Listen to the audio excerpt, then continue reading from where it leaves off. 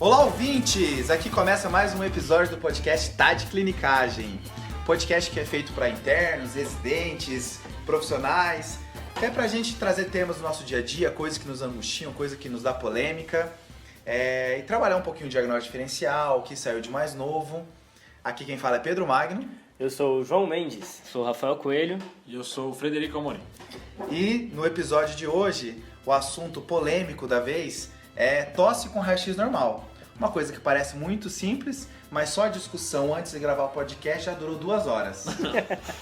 Eu acho que esse assunto é legal, ele é um assunto só mais de diagnóstico. A gente não vai focar tanto em tratamento aqui. A gente vai falar assim, o paciente chegou, como eu avalio ele, o que eu penso nele. Acho que é legal a gente discutir esse tipo de coisa às vezes. E é um dilema, né? Porque quando vem o raio-x alterado, facilita, né? Tá aqui, né? Tá aqui. Aí quando vem normal, aqui...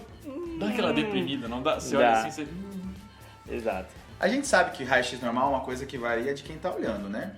A pessoa que tem a capacidade para enxergar aquilo, se é normal ou não. Mas quando a gente está definindo que é tosse com raio-x normal, é porque a gente está querendo excluir coisas como pneumonia, coisas como padrão intersticial levando a fibrose pulmonar. E a paciente chega primeiro com tosse. Você não sabe ainda que a radiografia está normal, né? Exatamente. Acho que você viu uma tosse e você viu o raio-x e você não achou nada de alterado. Pronto, esse é o paciente, né? Isso, Perfeito. pronto. Não tem um tumorzão nem nada. Fechou. E aí, Rafael? Chega uma paciente, dona Giovana, de 54 anos de idade, falando: doutor, eu tô tossindo muito. Tá tossindo muito, né? Provavelmente é a 20ª paciente que você já atendeu no dia, né? No pronto atendimento lotado, é que você tem que fazer a anamnese em 5 minutos. Então, o que é importante de você perguntar na tosse? Você vai olhar várias referências, acho que a mais importante atualmente é a CHEST, né? Que é o colégio dos cirurgiões de tórax, dos pneumologistas lá dos Estados Unidos. Eles estão nessa sociedade do tórax, que é a CHEST, e em 2018 saiu a última diretriz sobre tosse. Essa diretriz que é feita desde 98, e a partir de 98 a tosse foi classificada em tempos, duração. Por que isso? Foi visto que perguntar se tinha escarro, se não tinha, o que deflagrava, se chiava ou não chiava, não era tão importante para definir a etiologia como a primeira pergunta, que é: quanto tempo de tosse a senhora Giovana tem? Cara, assim, as pessoas negligenciam muito o tempo, né? Eu vejo isso, assim, o tempo é um divisor de águas, assim, muito, em qualquer sintoma é um divisor, né? E assim, eu não sabia que era tão recente o guideline, 2018, né? Mas chama atenção, guideline de tosse. Parece que a gente tá tão acostumado de ver guideline de infarto, insuficiência cardíaca, pneumonia, aí vem um guideline de tosse. Cara, e é aquele gajeiro que cai como uma luva, né? Porque às vezes é um negócio que você quer saber. Cara, quem faz PS, quem é médico que faz PSão, é isso que ele quer ver. É assim, o que esses caras com tosse todo dia tem e que será que eu tô deixando alguma coisa passar ou não? Isso que o Rafael traz assim do tempo é importantíssimo. Quando a gente vai falar de diagnóstico diferencial, a gente precisa saber de quem é o paciente que a gente está falando, o que ele está sentindo e há quanto tempo ele está sentindo. Exatamente. É a pergunta mais importante porque é a pergunta que vai definir e vai dividir em determinadas etiologias. Ele vai estreitar o seu pensamento diagnóstico. Então, tosse aguda, tosse subaguda e tosse crônica. Até 2006 só havia tosse aguda e tosse crônica. A partir daí, definiram essa entidade aí de tosse subaguda. Tosse aguda até 3 semanas, subaguda de 3 semanas a 8 semanas e crônica mais de 8 semanas de tosse. Só um desabafo aqui. Subagudo em qualquer coisa eu acho muito black, cara. Meu Deus. Subagudo, não pode ser, mas pode não ser. Pode ser o agudo que não melhorou, o crônico que tá surgindo. Exatamente, pode ser o que você quiser. Mas acho que eles colocam porque tinha algumas etiologias que não são exatamente do agudo, mas elas têm que melhorar até 8 semanas, senão você... É só por isso. Uma tolerância, né? É só para tolerar algumas tosses mais prolongadas. Principalmente por conta da tosse pós-infecciosa. Exato, é isso. Só que o problema é que esse paciente, vocês falaram assim, a idade, o tempo é importante, mas o paciente às vezes não sabe o tempo. Ele chega e fala assim: quanto tempo essa dose? Tá 2 meses. Aí você pergunta pra ele, ele fala assim: não, então, começou na segunda passada. Aí você vai ver a data que começou, aí você vai ver que ele tá muito menos tempo do que ele falou. Isso é uma coisa bem legal, a percepção do sintoma, né? E isso eu vejo muito em convulsão. Porque pra pessoa que tá vendo o familiar convulsionar, aquele tempo é uma eternidade, né? Durou quanto tempo? 20 minutos, e durou um minuto às vezes, né? É que assim... E um minuto já é muito, né? Isso, Cara. e pra quem tá sofrendo, né? Pra quem tá com a queixa, o tempo se dilata, assim, parece, né? Então, por exemplo, tosse com uma semana, eu tosse com essa tosse a minha vida inteira, porque não tá me deixando fazer as coisas. E tosse é um sintoma que atrapalha o dia a dia, né? Atrapalha no trabalho, então a pessoa já vai querer chegar já para sair com o xarope, para já ter o tratamento, e não é bem assim, Nossa, né? E antes disso já vai querer a radiografia de tórax, já chega no consultório, e aí doutor, não vai pedir a radiografia? E aí, como é que você faz, João? Pois então é isso, né? Um remédio tem que ser o xarope. Tem que ser. Não pode ser comprimido, tem que ser xarope. Se não for xarope, que tem que sentir assim, derramar, entendeu? E tem que fazer raio-x em todas. Né? Exato. Eu saí de lá e o doutor E não raio-x. me pediu um raio-x. E não é só de tórax, não. Seja da face também, né? É porque o raio-x... eu vi um hoje, cara, eu vi um raio-x Dói no seu da coração, face né? hoje, velho. Então, É uma dor no coração. essa questão do raio-x, isso aí é bem importante, porque assim, parece, né, pelo menos eu tinha essa impressão, não sei vocês, antes de ler sobre o tema, que antes de ler sobre isso, eu pensava, não, quando é que pede raio-x numa tosse? Não, é o feeling, né? Eu acho que esse aqui merece, esse aqui não merece, e ficam coisas sem critério, e a tendência é a gente ir pro lado de pedir muito raio-x que não precisa, ver coisa que não tem por estar sugestionado e não saber que existem outros diagnósticos mais benignos, e aí começamos a usar antibiótico demais, né? Mas aí então a gente está diante de uma paciente que o Rafa já classificou como uma tosse aguda e eu quero saber se o raio-x é normal. Então eu quero saber quando que eu vou pedir raio-x para essa paciente. Tá. Basicamente você vai se basear em 3 critérios, certo? Sinais vitais alterados, sinais sugestivos de consolidação ou uma alteração do estado mental num paciente idoso, tá? Então paciente com sinais vitais alterados, que não tem como eu ver um paciente sem ver sinais vitais, incluindo frequência respiratória. Isso, né? que é sempre par, né?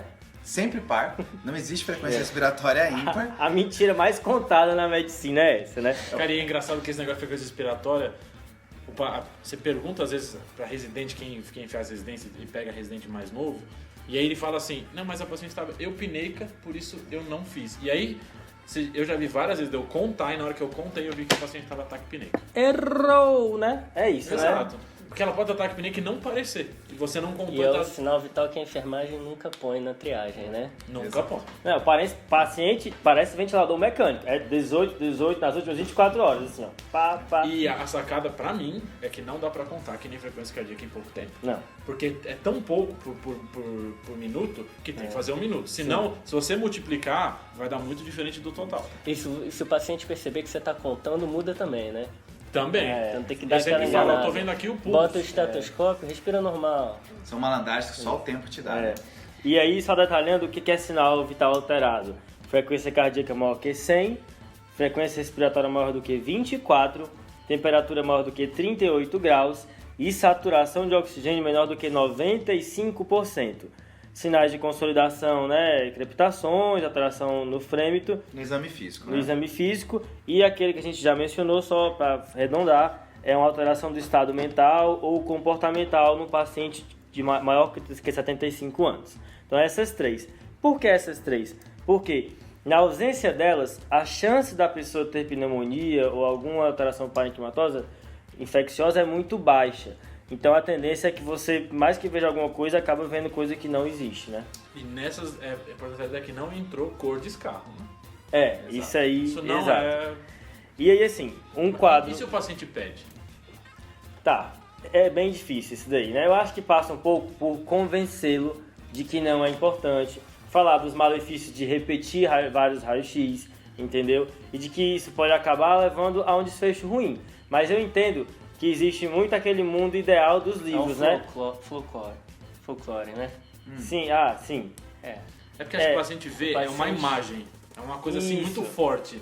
Eu tô vendo o pulmão da pessoa e eu tô dizendo se ela tem algo ou não. Pra ele é muito mais forte, ele não sabe que tem alteração que você não vê, que você vai ver X. É bem complicado pro paciente. Eu concordo, e eu acho que você tem que ser maleável, tem que ter jogo de cintura.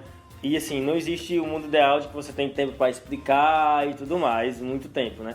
Mas assim, saber dos critérios é importante, até para você, quando fugir, você saber que você está fugindo do critério e que a sua probabilidade pré-teste já é muito baixa. Sim. Então você já olha aquele exame diferente.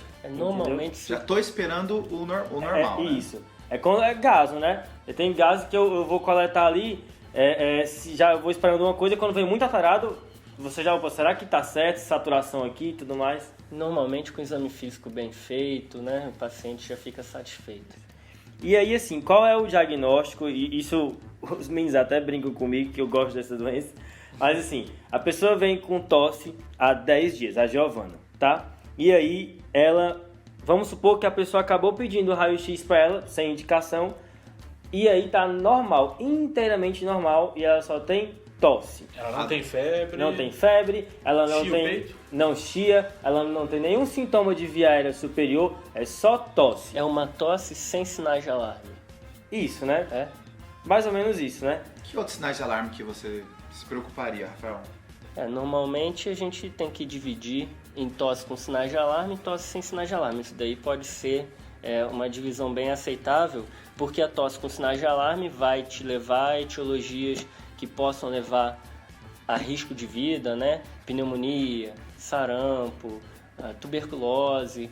E aí eu estou falando de etiologias tanto agudas, subagudas quanto crônicas. Principais sinais de alarme para se perguntar no pronto-socorro: se está tendo hemoptise, se tem rouquidão, se tem disfagia, se tem sintomas sistêmicos ou alteração no exame físico. Então, se tem febre, perda de peso, frequência respiratória alterada, dispneia. Na minha opinião, as 3 principais perguntas numa tosse aguda que chega no pronto-socorro são: quanto tempo tem, se tem febre e se sente falta de ar. Para mim, são as 3 mais importantes. Concordo. Até porque tem algumas outras coisas que você falou e é o diagnóstico principal, né? É o sintoma principal do paciente. Por exemplo, hemoptise, né? Você não vai flagrar uma hemoptise através de uma tosse. A pessoa já chega falando que eu tossi sangue, né? A maior parte das vezes sim, né? E eu acho importante a gente marcar as coisas que tem que perguntar, essas 3, porque a negativa delas, quando está registrada em prontuário, eu vejo o que o cara pensou. Uma tosse, sem febre, sem dispneia. Sim. Entendeu? Nega, né? E nega. Quando eu vejo isso no prontuário, eu consigo entender mais ou menos como é que era o fluxo de pensamento do cara que viu aquele paciente. É engraçado que tem essa diferença de anamnese, né? Do nega, né? Tem gente que Tem. só põe assim, tosse e tal há tanto tempo, acabou. Agora o cara fala assim, tosse há tanto tempo, mais sem febre, mais sem dor torácica, blá blá blá. Muda muito, realmente. Eu Não, sei. eles falam, por exemplo, tem caso classicamente do New England, né? Eritema nodoso, raio-x, sem adenopatia e lá. Porque eu já sei que ele nega porque eu sei o que ele pensou, Sim, entendeu? Mas então, só retomando aquele caso que eu levantei, a Giovana, que tem tosse há 10 dias, não tem mais nada, não tem aqueles critérios para pedir o raio-x, pediu o raio-x mesmo assim e veio inteiramente normal. Um bom diagnóstico operacional para ela aqui é o quê? Bronquite aguda. Certo? Que é um doente. Acho que o termo bronquite é que ficou muito estigmatizado, né? É asma, isso aí, João, tem mais coisa. Pois é, isso não é asma, é uma doença viral aguda das vias aéreas inferiores, mas que não se caracteriza como pneumonia, que pode, em geral, dura 3 semanas de tosse, esse é um corte que eles costumam usar, e que, assim, é bem marcado que você não deve usar antibiótico nesses pacientes, certo? E aí, assim, existem... Claro que esse é um diagnóstico operacional e tal, você não precisa saber se essa bronquite aguda é por parainfluenza ou outra coisa, mas num cenário de excesso de casos de influenza, excesso de sazonalidade, aí eventualmente você vai ter que ter uma maleabilidade e sempre procurar se não está entrando nos critérios de influenza, né? Essa é uma doença bem negligenciada e confundida também, né? Porque todo mundo acha que é asma, todo mundo que eu digo, os pacientes e alguns colegas também, né? Então acho que marcar esse termo bronquite aguda, eu vejo muito pouco essa doença sendo diagnosticada pela prevalência que ela tem. Mas aí como é que você diagnostica? Então, é esse caso, né? Basicamente assim, o paciente, isso entra na definição, porque é um diagnóstico bem sindrômico, mas eu gosto de fazer ele e assim, ele é bem operacional porque ele me ajuda a não passar antibiótico para quem não precisa. Perfeito. Certo? Então assim, é basicamente uma pessoa com tosse aguda, com raio-x normal, que muitas vezes não deveria nem ser pedido, na ausência de DPOC, certo? Isso é bem marcado, porque esse quadro de piora da tosse em quem já tem DPOC, né, ou piora da tosse persistente ou uma tosse nova em quem tem DPOC, eu vou chamar de exacerbação de uma doença pulmonar obstrutiva crônica, que também entra na tosse aguda. Tem local que também cita para você excluir, para você falar de bronquite aguda, além de excluir DPOC, excluir manipulação cirúrgica da traqueia, né? Por exemplo, uma traqueostomia, né? Que aí esse paciente tem mais chance de ter uma exacerbação infecciosa bacteriana. Acho que bronquiectasia talvez entre nisso também e algumas doenças restritivas do pulmão. Talvez fique mais... Mas não é esse o caso que a gente vê normalmente, né? O que a gente está falando é a pessoa rígida que está com essa tosse. Que acho que eu parto do princípio de que o pulmão do cara é normal. Isso, entendeu? Isso E agora, se o pulmão for N motivo zoado, aí... Mas enfim. aí como é que eu diferencio então um resfriado comum de uma bronquite aguda? O resfriado comum ele vai ter muito mais sintoma de viés superior, né? A bronquite aguda, ela pode vir ou pode não vir, que às vezes o vírus acaba inflamando tudo. São os mesmos né? vírus, né? Exato. E podem fazer... É tudo sindrômico, né? Resfriado comum é sindrômico também. São doenças que eu não preciso fazer o diagnóstico etiológico e não vão mudar o que eu vou fazer, certo? E assim, lembrar que aqui na bronquite aguda, eu acho que marcar essa aqui de não fazer antibiótico. E tem outra doença que eu queria marcar, que entra na tosse aguda também, certo? E eu vou falar aqui o que o Ministério fala, né? Um indivíduo que, independente do estado vacinal, vem com tosse de qualquer tipo há 14 dias associado a um dos seguintes sintomas. E o Ministério coloca uma tosse paroxística, súbita e incontrolável, com tossidas rápidas e curtas, guincho expiratório e vômitos pós-tosse. Um desses três, eu tô falando de quê? Teve jogador de futebol que teve isso aí, né? Ah, é verdade, né? É verdade, né? Teve? Teve. Até ficou fora, só jogou na final. Copa do Mundo aí, né? Copa América. O Richardson teve coqueluche. Ah, foi coqueluche ou foi cachumba? Não, ele teve coqueluche, não Foi foi? coqueluche? Foi cachumba? Tem nem ideia. Tem nem ideia. Então, aí, Os tá ouvintes furado vão esse dizer diagnóstico. os ouvintes vão dizer pra gente. Mas eu queria marcar Tá na vacina, né? coqueluche, porque é uma doença que o pediatra pensa, né? Mas o clínico não pensa. Mas aí, você falando isso, é legal que a gente pode tentar adicionar, né? Então a gente perguntou se teve febre, se teve falta de ar há quanto tempo. Aí da tosse a gente ainda pode, além dessas coisas que a gente perguntou, tentar caracterizar. Se ela teve paroxismos muito importantes, não necessariamente tem guincho em adulto, né? Adulto tem menos guincho do que criança. E tem vômitos pós-tosse. E vômitos pós-tosse é um negócio que, se você perguntar, tem muita gente que tem. Muita gente que tem. E eu já cheguei a perguntar para o paciente e ela falava assim, ó, eu tô com uma tosse que às vezes eu tuço e não consigo respirar depois. E aí não era exatamente um guincho, mas ela fazia assim, uma puxada de ar depois que ela tossia. Mas qual é importante fazer esse diagnóstico? Aí Muda a conduta?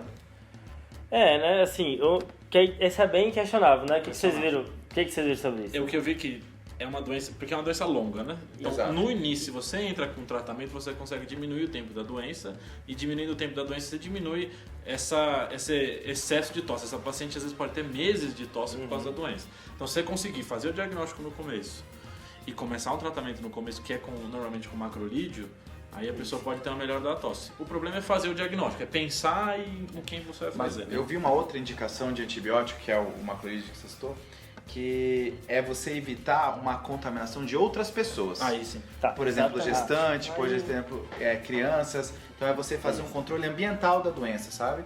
Eu acho que isso faz muito sentido, né? Eu acho que aí reside aí boa parte da importância desse Porque não vai ter diagnóstico. sepsis por epidemiológico. pertussis. Isso, não. Ah, morreu de Sepsis. pertussis. Não. Sepsis? Sepsis. Então, sepsis. Então, eu acho que na questão epidemiológica reside a importância desse diagnóstico. Um cara tá com pertussis aqui, a esposa dele tá grávida, enfim, tem essa questão, né? Então, como é que a gente faz? Então, chegou um paciente que eu suspeitei. É um paciente que falou que vomitou várias vezes, tem crises malucas de tosse que não consegue melhorar e às vezes fica com falta de ar durante a tosse, tem até apneia durante a tosse, que é um dos outros sintomas, né? Cianose, às vezes por tosse. O que eu faço com ele? Então, você vai levantar essa hipótese de pertussis Levantei. quando essa tosse tiver mais do que 14 dias. Tem Exato. 15 dias. Certo, isso é bem importante. E aí você vai ter que procurar o diagnóstico laboratorial, né? E aí? E aí que que dificultou. dificulta. É como aquela discussão de urocultura na porta, né? Que Sim. muitos locais não dispõem disso, né? Eu, sinceramente, o PCR pra coqueluche eu nunca nem vi. Eu já pedi Nunca nem cultura de nasofaringe para coqueluche, que é o mais... E deu certo? Porque eu tô no PS, eu não consigo ver o resultado. Aí eu pedi pra pessoa trazer depois. Mas o problema é assim, eu vou começar a tratar nesse paciente só com a sugestão. Acho que a ideia é essa, né? Tá bem sugestivo. Empírico, né? Eu trato empírico, posso pedir pra fazer o diagnóstico, mas trato empírico e isolo empírico, principalmente, né?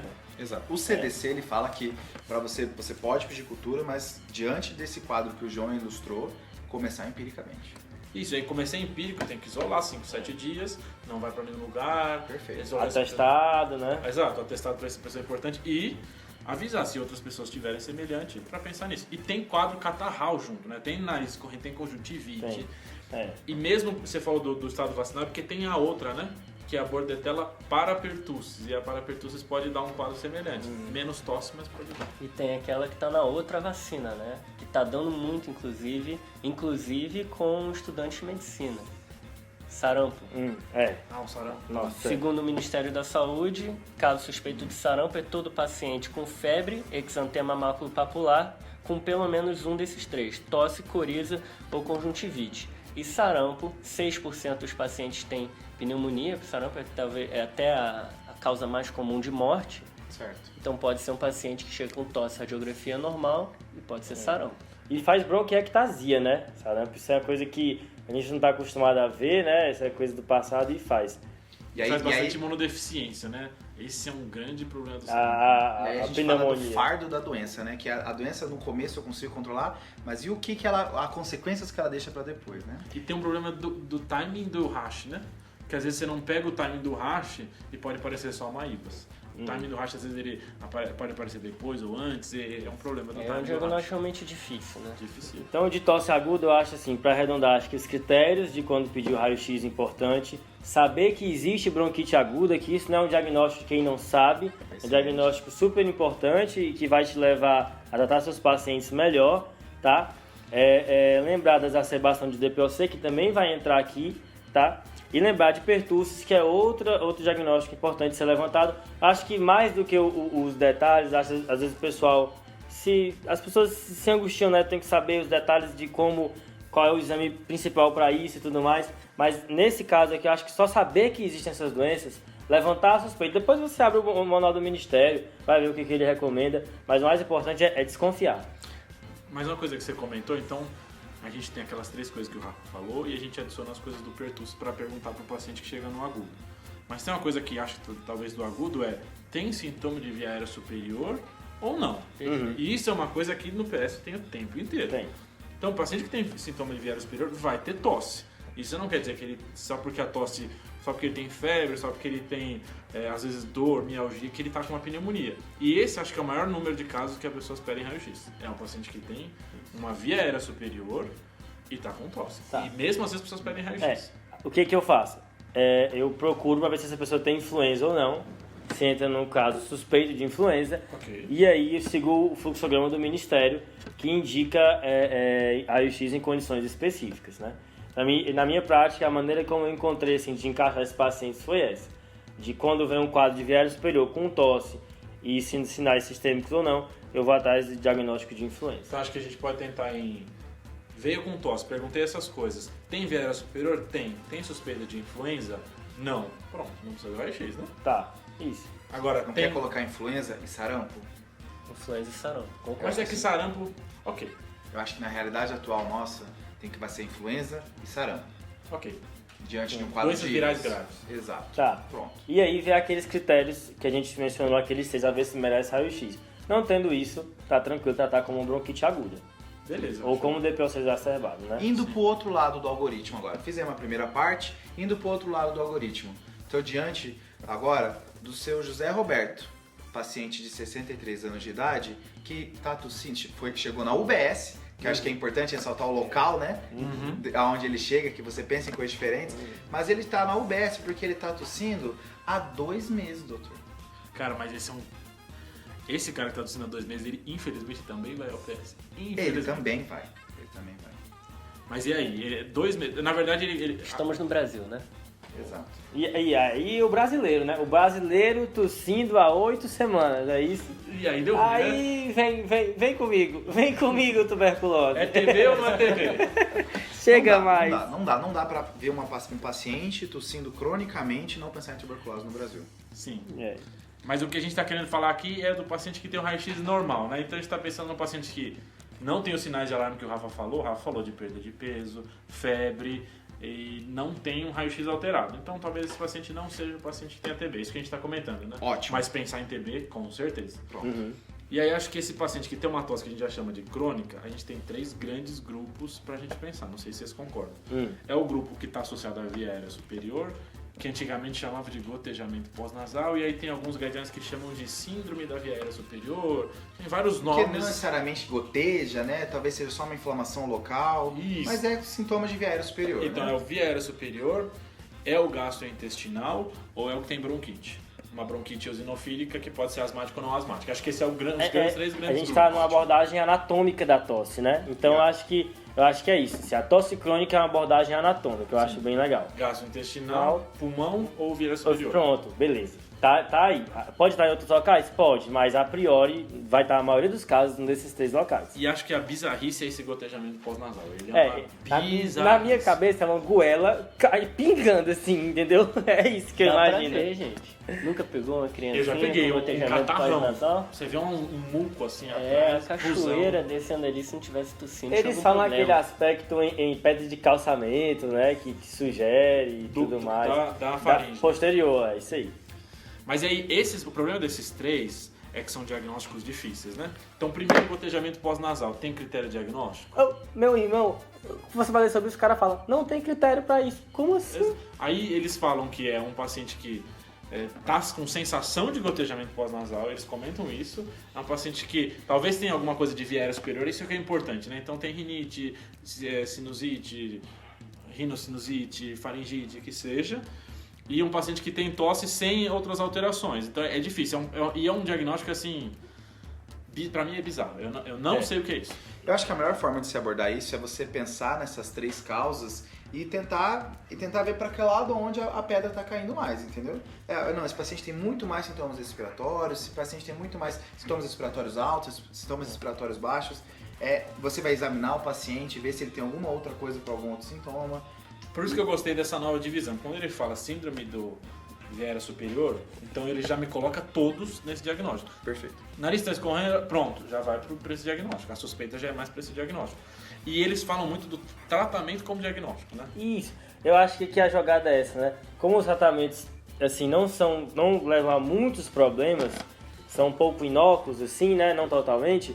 Então é uma coisa assim, atira. E aí, morreu? Não. Então, outro tiro agora. E aí... Atira, morreu? Não. A maneira como o João faz tratamento, né? Mas- Atira, morreu? Não. É tipo assim, atirou, a tosse acabou? Não. Agora eu vou pra outra arma. E aí você vai trocando. Eu não acho absurdo isso de teste Não, terapêutico. eu também não, porque os tratamentos aqui não são coisas muito drásticas, né? E às aí- vezes a síndrome não é tão clara, né? Exato. Isso. E aí o que eles comentam entre o diagnóstico é se melhora com a combinação de antihistamínico de primeira geração, e a gente está falando de dexclorfenamina, de Hidroxizina. bromfenamina, de hidroxizina, etc., mais um descongestionante, ok. Mel. Melhorou. Verdade, mel. Com verdade, romã, mel. com própolis. Se melhorou com esses 2 juntos, eu considero que era uma síndrome de via aérea superior ou um gotejamento pós-nasal. E tem locais que falam tratamento até 2 meses. 2 semanas, desculpa. Até 2 semanas com esses 2. E se vocês forem ver todos os antigripais, a maioria dos antigripais tem essa combinação. Mas não é fácil achar essa combinação sem estar nos antigripais. Eu conheço de bromfenamina com felinefrina, mas não é tão fácil achar essa combinação na farmácia. Mas, assim, eu comentei de mel, mas a evidência para mel é na tosse aguda em até 3 dias. É tão bom quanto o Dextrometofano, que não tem no Brasil. Que tá proibido no Brasil. Eu passo o guaifenazina, mas enfim. Para tosse crônica, a gente tem que olhar os sinais de alarme. Se não tiver sinais de alarme, não é uma doença que ameace a vida imediatamente. E aí a gente pode ter calma, fazer aquela slow medicine, vamos com calma. O paciente melhorou, dá tempo ao tempo, boa parte vai melhorar. Se não melhorou, começa a fazer a investigação dessa forma aí que você tá falando, Pedro. E é difícil, assim, a maior parte das tosses que não melhoram entram nesses 3 grupos. Então você pega os especialistas de tosse, que tem pneumologista ou otorrino que vai tratar com tosse crônica, se você vai ver os relatos de caso e os estudos, entram nessas 3 a maioria das tosses crônicas. Então, outras bizarrices que a gente pensa dificilmente vão entrar nessas tosses crônicas. Tem mais uma aí que é importante, que é bem comum, né? Que é o uso de drogas que causam tosse. Isso. Aí é a quarta força, né? É. Então a gente falou da primeira força, que é síndrome respiratória superior. Que seria rinocinusite, seria uma sinusite crônica, basicamente, né? Pode ser sinusite crônica, rinite, rinocinusite, nenhum dos dois mais sensação de gotejamento na garganta. É etéreo, né? É tudo. A segunda, que vai ser doença do refluxo, né? E aí a pergunta, doença do refluxo causa tosse? Causa tosse. Putz, Acho que causa. não. Porque a relação é de associação, mas causalidade é muito difícil, né? Muito difícil. E não melhora com o IBP. Essa é a sacada, né? Não melhora com o IBP.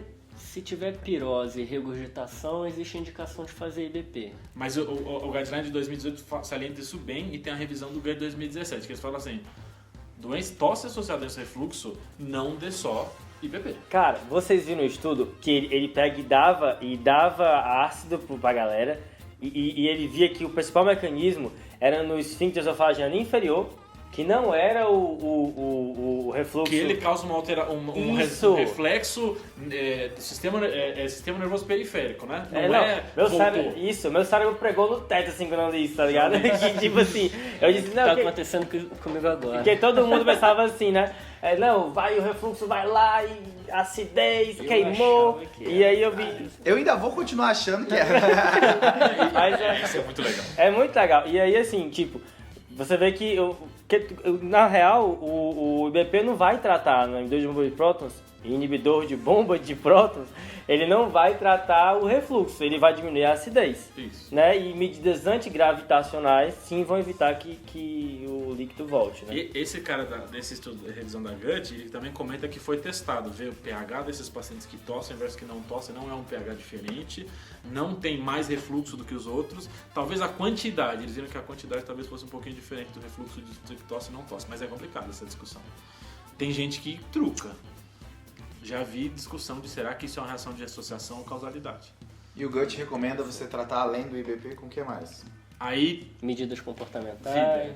aí pode ser metoclopramida, medidas comportamentais, aí fica pra vida. Então, só fala assim, não só da antiácidos. O que o Chess fala é que se tiver pirose e regurgitação, trata com IBP.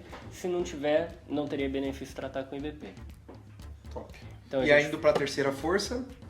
E a terceira força são as bronquites eosinofílicas, né? Aí, 2 grupos, bronquite eosinofílica asmática e não asmática. E aqui a gente está falando de uma asma que só tem tosse. E isso é a bizarrice, né? Também. É uma asma que não chia, é uma asma que não tem alteração da ausculta, é uma asma que tem expiro normal, mas tosse. Tem hiperreatividade brônquica. Não, aí essa asma tem a reação com a metacolina. Essa é a divisão. Exato. Se ela tiver a reação com o esforço, como é que chama? Broncoprovocador. Broncoprovocador, eu chamo de asmática. Se ela não tiver, eu suspeito da não asmática. Que é a bronquite eosinofílica não asmática. Bronquite eosinofílica não é asmática. Esses pacientes normalmente têm um eosinófilo maior, aí tem aqueles testes alérgicos, mas isso é só... E esses pacientes melhoram com broncodilatador e corticoide. Então, é outro teste terapêutico. Testei terapêutico com antihistamínico, mais descongestionante. Não melhorou, outro teste terapêutico é esse. E não é um teste terapêutico, que nem você falou, muito agressivo.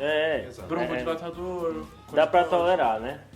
E Estudo antigo que tenta colocar uma epidemiologia na tosse, bota que dos pacientes com tosse que chegaram com tosse crônica, mais ou menos 30% dos pacientes que o diagnóstico foi de asma, eles só tinham tosse, que é o que você citou.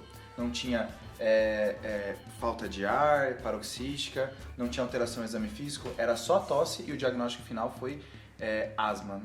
E eu vi uma que os pacientes que tinham asma, tosse variante de asma, depois tinha uma porcentagem grande que evoluía para asma completa. Acho que é isso que faz sentido com esse estudo que você viu, né? É interessante que a bronquite eosinofílica não asmática, só 6% evoluem para asma. Tem também esse dado.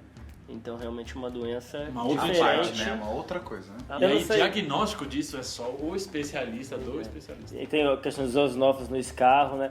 Eu não sei vocês, mas esse diagnóstico, eu sei que a causalidade, para inferir causalidade nesse tema aqui é, tipo, muito difícil, mas essa da asma eu compro melhor do que gotejamento, Até porque tem a reatividade com metacolina, isso me Isso, deixa mais tem algo mais palpável, né? E tosse atópica. Vocês ouviram essa?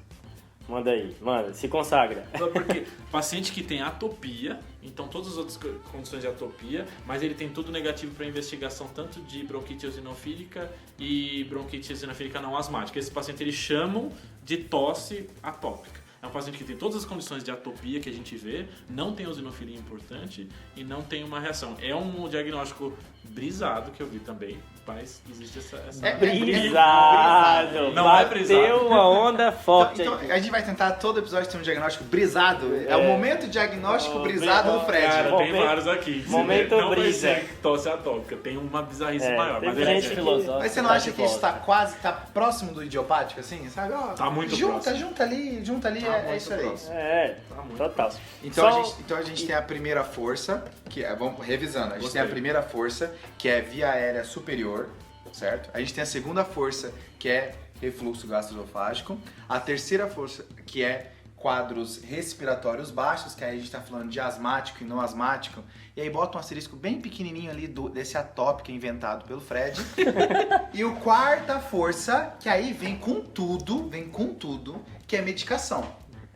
Isso, e aí tem umas coisas legais que eu acho sobre medicação que eu acho que vale a pena mencionar.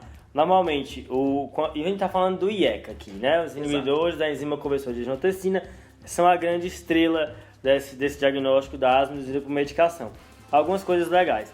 Normalmente começa na primeira semana que você começou o remédio, mas pode começar até 6 meses depois, eles falam isso, certo? Normalmente vem com a sensação daquela garganta arranhando, aquela sensação ruim na garganta, áspera. Normalmente resolve em 1 a 4 dias depois que você suspendeu, mas pode demorar até 4 semanas para resolver. Eu acho que isso vale a pena marcar, porque esse paciente ele vai voltar, se você não esclarecer isso para ele, certo? Vai voltar a ter se você der de novo, certo? Seja com o mesmo IECA ou com o IECA diferente. É mais comum em mulheres, não tem diferença de ocorrência entre asmáticos e não asmáticos, e normalmente não vem acompanhado com obstrução do fluxo aéreo. Mas isso que você falou, do tempo, eu acho que... Porque assim, ok, eu tenho que avisar ele que a tosse por isso pode durar esse tempo, mas é difícil eu fazer essa associação que a tosse é por isso. Então eu vou ficar preocupado se o cara não melhorar em algumas semanas. Eu posso pensar, ainda pode ser o captopril, mas eu vou ficar pensando em outras coisas. Isso Você seria... tá Entende, prescrevendo assim? Captopril, Fred? Hã? Tá prescrevendo Captopril? Não tô.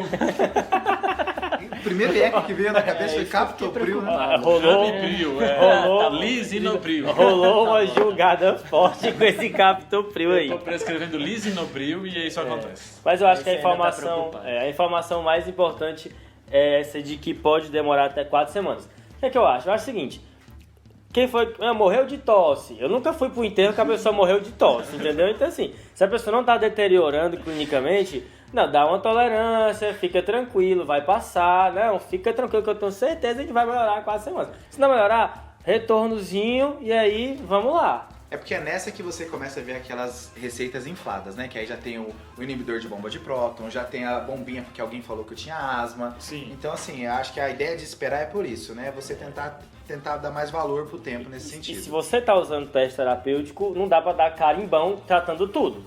Sim. Porque aí como é que dá o diagnóstico? Vou tratar, tá tossindo? Omeprazol, corticoide inalatório, corticoide que é pra logo resolver. Antihistamínico. Que é pra resolver, eu sou o doutor que resolve. Esse é mais o doutor que não tem a confiança do paciente, né? Que sai prescrevendo tudo. Interessante é que não é só o IECA a única droga associada à tosse, não. A gente tem os inibidores do DPP-4, né? Inibidores do DPP-4 que são as gliptinas, sitagliptina, por exemplo, principalmente se tiver em associação com IECA, pelo mesmo mecanismo de aumento de bradicinina.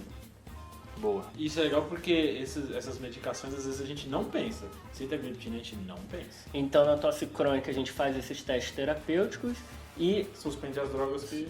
alguns algoritmos colocam suspender as drogas que possam causar por 4 semanas, que é esse tempo, e suspender o tabagismo por 4 semanas também, que é outra causa de tosse crônica. E isso, putz, tabagismo, né? Sempre tem que esse tem que estar na anamnese, né? Tem que estar na anamnese de toda tosse, independente de onde for. E aí, só retomando o ponto da tosse por IECA, né? Se o paciente necessita de bloqueio do sistema renina-angiotensina-aldosterona e tem tosse com IECA, você pode mudar para um bloqueador do receptor de angiotensina, né? Uma losartana. Que não vai causar tosse. Exatamente. Então essa é a conduta nesses casos. Pode dar uma última bizarrice da tosse? Última. Vai. Tem registro de tosse de ser a primeira apresentação e ser a apresentação única de pessoa que tem síndrome de Tourette. Então, o tique da pessoa é a tosse. Mas a tosse psicogênica é bem rara. Então, é um diagnóstico de exclusão. Eu fiquei surpreso como teve pouco tosse psicogênica nesses estudos. Fiquei muito surpreso com isso. Pensei que era bem mais. Então, se buscar, acha, né? Exato. Então, com isso, pessoal, com a última brisada do Fred, a gente encerra o episódio de hoje, tá? Qualquer dúvida, sugestão ou apontar alguma iatrogenia nossa, é só enviar e-mail pro tadeclinicagem@gmail.com ou achar a gente nas redes sociais, tanto Twitter quanto Instagram, Tade Clinicagem, tá bem? Esperamos vocês lá. Valeu. Valeu!